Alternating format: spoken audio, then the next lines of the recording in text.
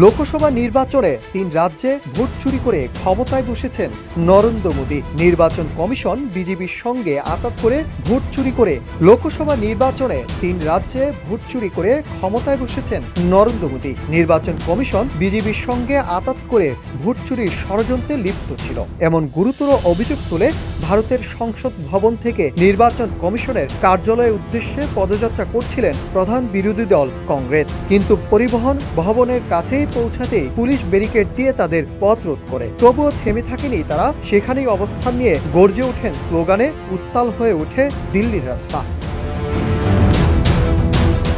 ওই পদযাত্রা থেকে ভারতের লোকসভা বিরোধী দলীয় নেতা রাহুল গান্ধী এবং কংগ্রেস নেত্রী প্রিয়াঙ্কা গান্ধী সহ শীর্ষ কয়েকজন নেতাকে আটক করেছে দিল্লি পুলিশ। দেশজুড়ে ঘটনাটি মুহূর্তেই তীব্র উত্তেজনা ছড়িয়ে দিয়েছে।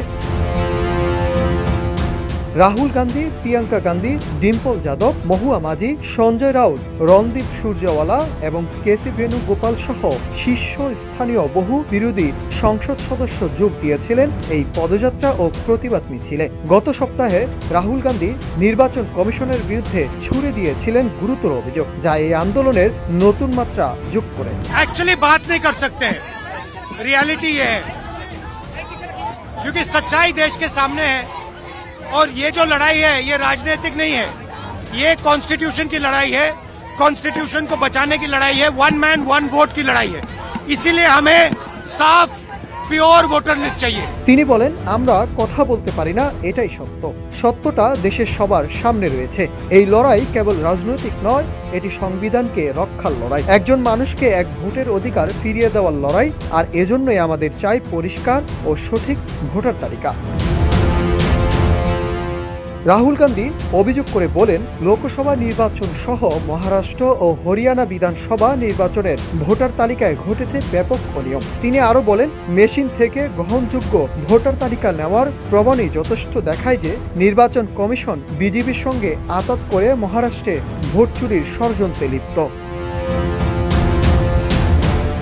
দিল্লি পুলিশ জানিয়েছে, নির্বাচন কমিশনের পক্ষ থেকে প্রায় ৩০ জন সংসদকে সাক্ষাৎ করার অনুমতি দিয়েছিল। সংসদ সদস্যের সংখ্যা বেশি হওয়ায় তাদের আটক করা হয়েছে।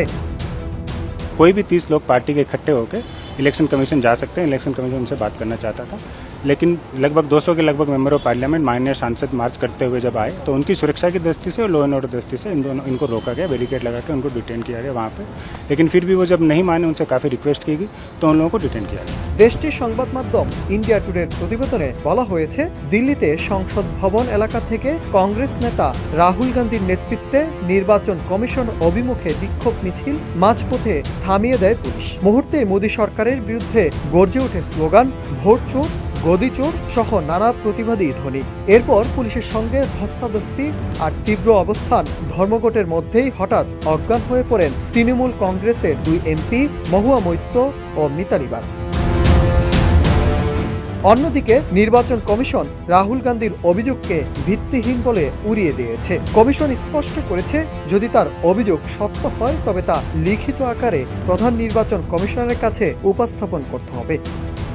Nahid Hasan, news desk, Ittefaq.